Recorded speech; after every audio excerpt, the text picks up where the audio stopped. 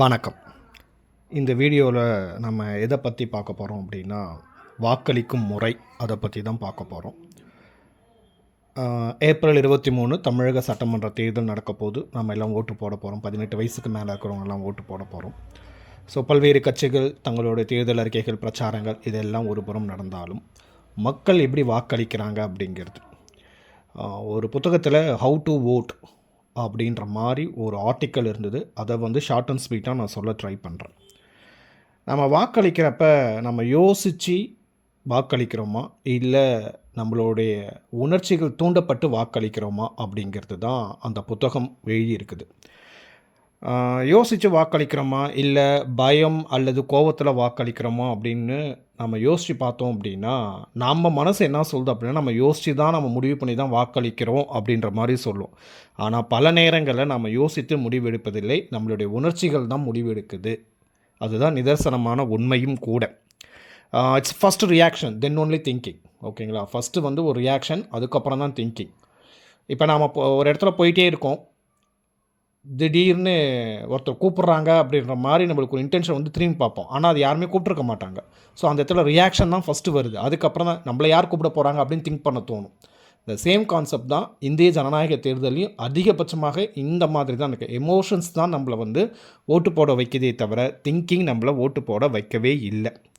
So இதனால் தான் இந்த எலெக்ஷன் டைமில் பார்த்தோம் அப்படின்னா, மக்களை கோவப்படுத்துகிற மாதிரி பேச்சு, இல்லை மக்களை பயமுறுத்துகிற மாதிரி பேச்சுக்கள்லாம் அரசியல் தலைவர்கள் நல்லாவே அதை கேப்சர் பண்ணி அதை பேசிக்கிட்டே இருப்பாங்க. அதை மக்களை கோவமும் பயத்தோடமே வச்சுருக்கணும். இப்போ என்னென்னா, ஒரு தலைவர் ஒருத்தர் அதிகாரத்துக்கு வரணும், பவருக்கு வரணும் அப்படின்னா, கேள்வி கேட்காம இருக்க ஒரு எதிரியை அவங்க உருவாக்க தான் பார்ப்பாங்க. ஓகேங்களா? அவங்களுடைய பெர்ஃபார்மன்ஸை கேள்வி கேட்காம இருக்க ஒரு எதிரியை அவங்க கட்டமைக்க பார்ப்பாங்க. அப்போ தான் மக்கள் என்ன பண்ணுவாங்கன்னா, ப்ராப்ளத்தை பற்றி யோசிக்கவே மாட்டாங்க, எதிரியை பற்றி யோசிச்சுட்ருப்பாங்க. இப்போ தமிழ்நாட்டில் நடக்கிறது கிட்டத்தட்ட அதே சினாரியோ தான். நான் எந்த அரசியல் கட்சி தலைவர்களும் பேரை குறிப்பிட விரும்பவில்லை. அது வீடியோ பார்க்குற அவங்களுக்கே தெரியும், இந்த சென்டென்ஸ் எந்த அரசியல் கட்சி தலைவர்கள் உங்களுக்கு மைண்டுக்கு வராங்கன்றது உங்களுக்கு நல்லாவே தெரியும். அதாவது ப்ராப்ளத்தை பற்றி மக்கள் பேச விடாமல் அந்த ஒரு ஃபோக்கஸ்ஃபுல்லாக ஒரு எதிரியை நாம் கட்டமைச்சிட்டோம், அவங்கள பற்றி பேசுவோம். அப்போ தான் மக்கள் ப்ராப்ளத்தை பற்றி எதுவும் கேட்க மாட்டாங்க அப்படின்னு. அப்புறம் அடிக்கடி பார்ப்பாங்க, இவங்கெல்லாம் வந்தால் இதெல்லாம் நிறுத்திடுவாங்க, இது கிடைக்காது, உங்களுக்கு வேலை போயிடும், உங்களை நாடை விட்டு கடத்திடுவாங்க, நாடு ஆபத்தில் இருக்குன்னு சொல்லிட்டு இந்த பயத்தை விதை வச்சுக்கிட்டே இருப்பாங்க. ஸோ அந்த பயத்தை விதை வச்சுட்டே இருக்கிறப்ப அந்த தேர்தல் டைமில் அந்த பயத்தை அவங்க அறுவடை பண்ணிவிடுவாங்க. ஆனால் நல்லா நம்ம யோசித்து பார்த்தோம் அப்படின்னா, யார் வந்தாலும் இதெல்லாம் பண்ண முடியாதுன்றது தெரியும். ஆனால் நம்மளுக்கு அந்த திங்கிங்கை அந்த எமோஷன்ஸை கண்ட்ரோல் பண்ணிவிடும். அந்த திங்கிங்கை சப்ரஸ் பண்ணி கீழே தள்ளி விட்டுட்டு மேலே எமோஷன்ஸ் உட்காந்துரும். பயம் வந்தால் என்ன ஆகும், நம்ம அமைதியாக யோசிக்கவே மாட்டோம். பயம் வந்துருச்சு அப்படின்னா அமைதியாக யோசிக்க மாட்டோம். அப்புறம் கோபம் வர ஆரம்பிக்கும்.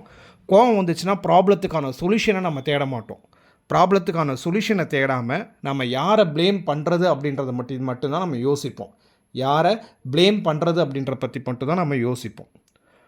இது நல்லா யோசிச்சு பார்த்தோம் அப்படின்னா, இந்த எஸ்பெஷலி இந்த கிரிக்கெட் மேட்ச் நடக்கிறப்ப இந்தியாவில் அது பார்த்துட்ருப்போம். டிவியில் மேட்ச் பார்த்துட்டே இருப்போம். இந்தியா தோற்றுருச்சுன்னா நம்ம டிவி போய் உடைப்போம். டிவியாவது காரணம்? ஆனால் கிடையாது. ஸோ அந்த கோபத்தில் நம்ம டிவி உடைச்சிடும். ஸோ கோபத்துக்கு லாஜிக்லாம் தேவையில்லை. அந்த கோபத்தை அந்த டைமில் நான் காமிக்கணும். ஸோ டிவியை உடைச்சாச்சு. அதே சினாரியோ தான் இந்திய தேர்தல்களையும் பயன்படுத்துகிறாங்க. எலெக்ஷன் டைமில் நிறைய நியூஸை நம்ம கன்சியூம் பண்ணிக்கிட்டே இருக்கோம். இவர் இங்கே போனார், வேட்புமனு தாக்கல் பண்ணார், இவருக்கு இவ்வளோ சொத்து இருக்குது, இது இவன் சின்னதாக நார்மலாக வந்தவர், இவர் எப்படி இவ்வளோ சொத்து வச்சு நிறைய கன்சியூம் பண்ணிகிட்டே இருக்கும். அதுவும் இல்லாமல் இது ஏஐ யுகம், ஆர்டிஃபிஷியல் இன்டெலிஜென்ஸ்லேருந்து நிறைய நியூஸஸ் வருது. ஸோ இதில் எது உண்மையான நியூஸ், எது ஃபேக்கான நியூஸ் கண்டுபிடிக்கிறதுக்கே பெரிய பிரச்சனையாக இருக்குது. ஸோ இது எல்லாமே என்ன ஆகுது அப்படின்னா, அர்ஜெண்ட்டாகவே இருக்குது, எல்லாமே க்ரைசிஸாகவே நம்மளுக்கு போயிட்டுருக்குது. ஸோ அதனால் என்ன ஆகுதுன்னா, இதில் எது உண்மை எது பொய் அப்படிங்கிறது நம்மளால் இது பண்ண முடியல. ஒரு கட்சி மேலே நம்மளுக்கு கோபம் அல்லது பயம் ஆட்டோமேட்டிக்காக வரும். அதுக்கு மாற்றாக நம்ம இன்னொரு கட்சிக்கு ஓட்டு போடுறோம் அப்படின்னு நினச்சிக்கோங்க. ஸோ அப்போ இன்னொரு கட்சி நல்ல கட்சி அப்படின்னு பார்த்து நம்ம ஓட்டு போடுறதில்ல. பிரச்சனை அங்கே தான் ஆரம்பிக்குது. ஓகேங்களா? பிரச்சனை அங்கே தான் ஆரம்பிக்குது. அந்த கட்சியோட கொள்கை என்ன, அந்த கட்சி என்ன பண்ண போகுது அப்படிங்கிறதெல்லாம் நம்ம யோசிக்கிறது இல்லை. இந்த கட்சிக்கு மேலே எனக்கு கோபம் பயம் இருக்குது, அதனால இந்த கட்சிக்கு ஓட்டு போடுறோம் அப்படின்னு சொல்லிட்டு நம்ம ஈஸியாக எமோஷன்ஸ் நம்மளை ட்ரைவ் பண்ணதே தவிர திங்கிங் நம்மளை எதுவுமே பண்ணவே விட மாட்டேங்குது. ஸோ அதெல்லாம் யோசித்து பார்த்து நம்ம செய்கிறோமா அப்படின்னு பார்த்தா அது கண்டிப்பாக கிடையாது. நம்ம யோசித்து வாக்களிக்க வேண்டும். அப்போ தான் ஜனநாயகம் தலைத்தொழுங்கும். இந்திய அரசியலுக்கும் இந்திய ஜனநாயகத்திற்கும் அதுதான் மிகப்பெரிய ப்ளஸ் பாயிண்ட்டாக இருக்கும். பட் நம்ம யோசித்து வாக்களிக்கிறோமா அப்படிங்கிறது தான் ஒரு மிகப்பெரிய கேள்விக்குறியாக நிற்கிது. நம்மளை யோசிக்க விடாமல் நம்மளுடைய எமோஷன்ஸ் கண்ட்ரோல் பண்ணுது. ஸோ எமோஷன்ஸ்க்கும் திங்கிங்க்கும் சண்டை வர்றப்ப ஆஸ் எ ஹியூமன்ட எமோஷன்ஸ் ஜெயிக்குது, திங்கிங் கீழே போகுது. பட் எப்போ திங்கிங் மேலே எமோஷன்ஸ் கீழே போகுதோ நாம் ஆட்டோமேட்டிக்காக கரெக்டான பாத்தில் போயிட்டுருக்கோன்னு அர்த்தம். தேங்க்யூ ஃபார் வாட்சிங் த வீடியோ. பிடிச்சிருந்தால் லைக் பண்ணுங்கள், கமெண்ட் பண்ணுங்கள், ஷேர் பண்ணுங்கள்.